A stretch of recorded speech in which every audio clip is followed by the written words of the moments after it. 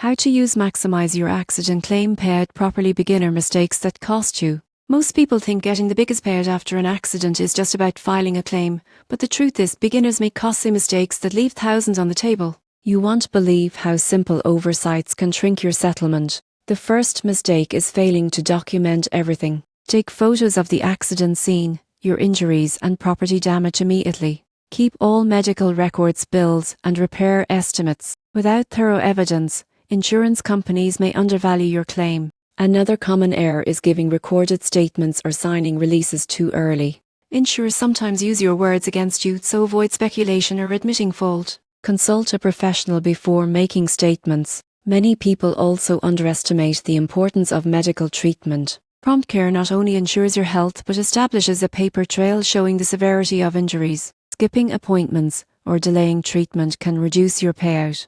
A surprising mistake is ignoring future costs. Lost wages, rehabilitation, and ongoing medical needs must be included in your claim. Focusing only on immediate expenses often leaves long-term costs uncovered.